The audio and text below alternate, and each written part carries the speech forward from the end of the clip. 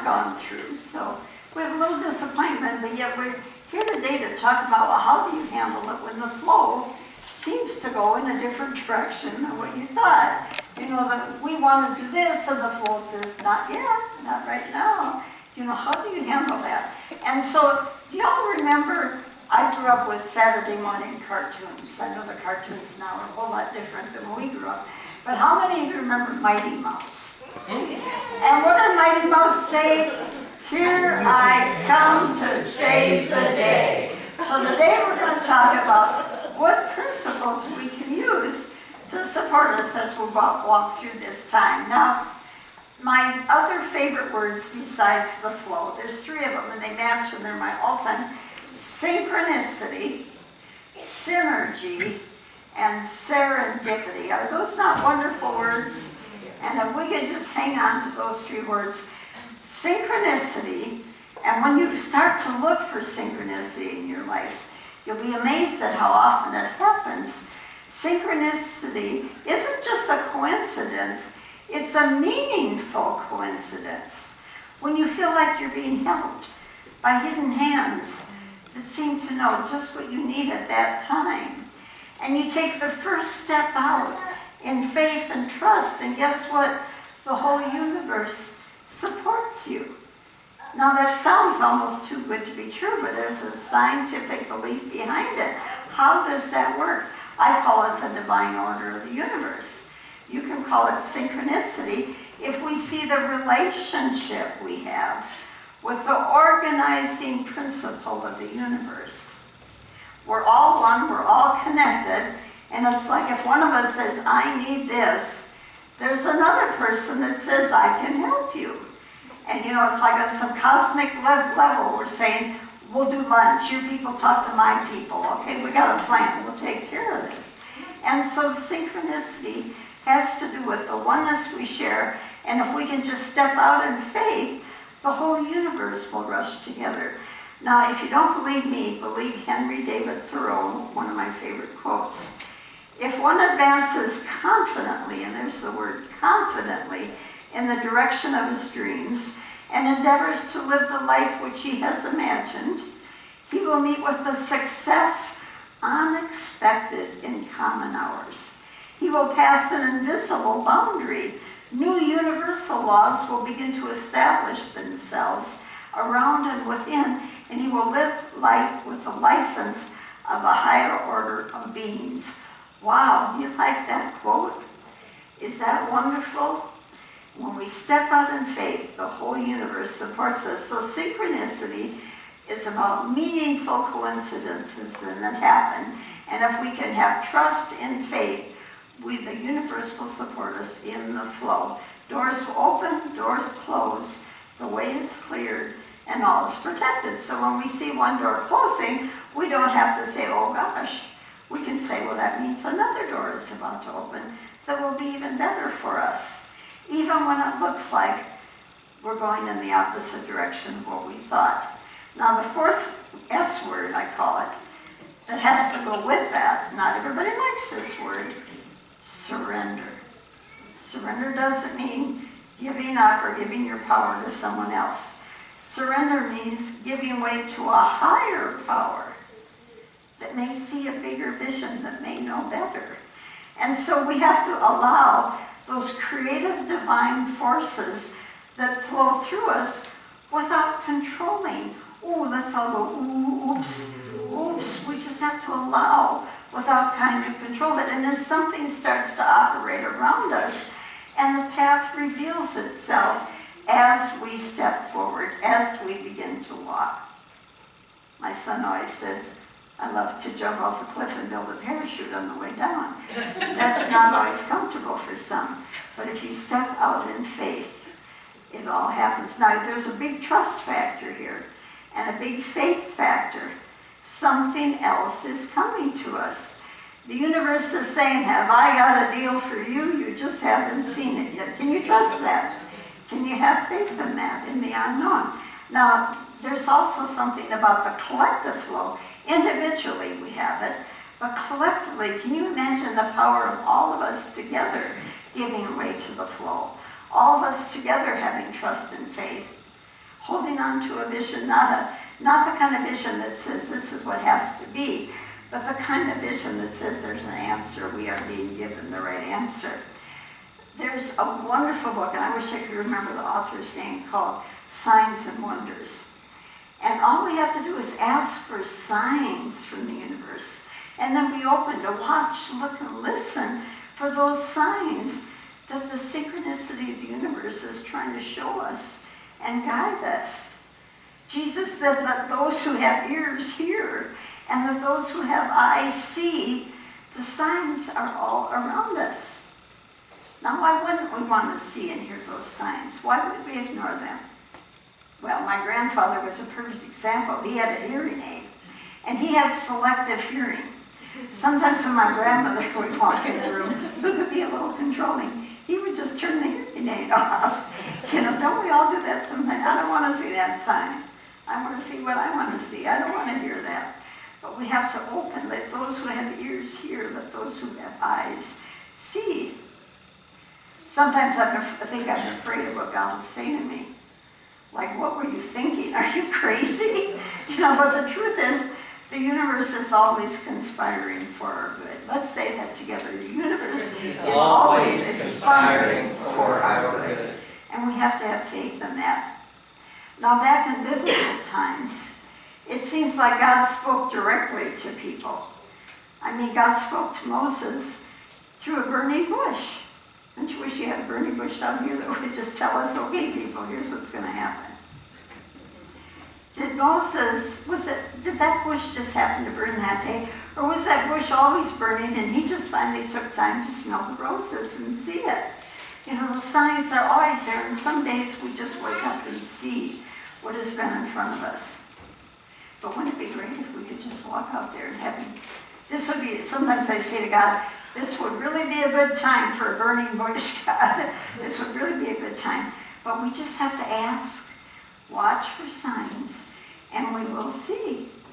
The message that Moses received through the burning bush was, I am that I am. The divine, that we are a part of the divine. We come from the divine. We go back to the divine. We live, move, and have our being in the divine. I am that I am. That's why Moses was told, take off your sandals from your feet, for the very place on which you stand is holy ground. You are holy. You are divine. What do we have to fear? Noah saw the signs. After the flood, he saw a rainbow. And it was the promise of the divine. Don't be afraid. I'm yours. You are mine.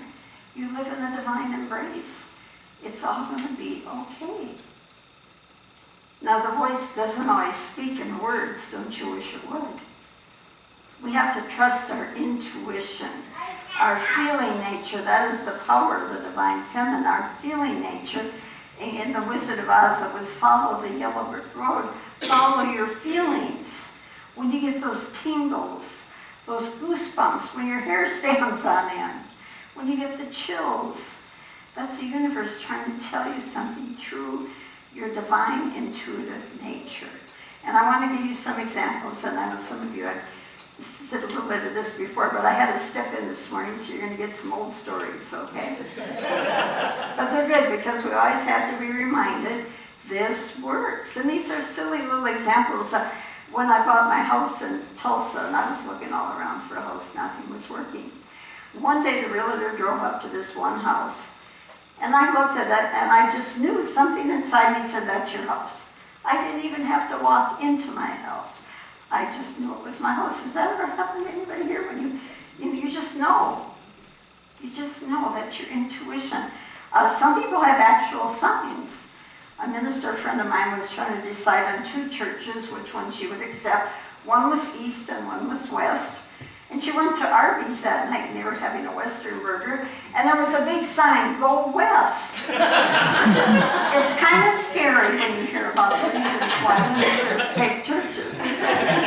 But we watch for those signs. In the book, Signs and Wonders, there was a man who was told by his doctor that he had a serious disease. Very worrisome to him. He drove off very worried and scared, and he was driving erratically because he was so worried. And the cops pulled him over. And they just happened to pull him over under a big sign that said, miracles can happen, don't despair. Now that's the synchronicity of the universe. Why would they pull him over just under that sign with that message that day? My favorite story is when I went into ministry. And my mother, bless her heart, was raised Catholic and always believed if you left the church, you'd burn in hell forever. And here I had not only left, but I was becoming a minister in another church. And she prayed to Mother Mary because she loves Mother Mary. And she looked out in the yard. And the yard had hundreds of birds in the back. I mean hundreds of birds. And if you're Catholic, you know that Mary was always associated with the angels and birds. And so that to her was a sign that it was okay, that I was going into ministry. She even came to my ordination. Messages, I still get messages from my mother from the beyond. On the day she died, I was out of state. I was in Tulsa and she was up in Minnesota. And my sister and I were waiting to hear. We knew it would happen any minute. And I happened to be walking by, and I have to know more about when I was ordained. My mother was okay with the fact that I was being ordained, but for a present for my ordination, she gave me an old family rosary. I think that was her way of saying, at least take Mary with you, which I always have. And I still say the rosary at times. It still gives me comfort. Anyway, where was I going with this? So we were waiting to hear word on when she was going to pass. And this rosary was on my wall in my bedroom, not on a nail where it could fall off, but on a hook. You know, things don't just fall off hooks. But as I walked by the door, this rosary flew off the hook and landed in front of me, right at the moment when my mother was passing. Do you see that? All together now. Do you see how signs and wonders are always out there if we're open to see, if we're open to hear? And the voice can speak to you in dreams. And this is a silly example. Practice on the silly things. I lost an earring when I moved here. It didn't have a lot of monetary value, but it was one that I had gotten when I lived with my son, so it held the memory of me being with my son.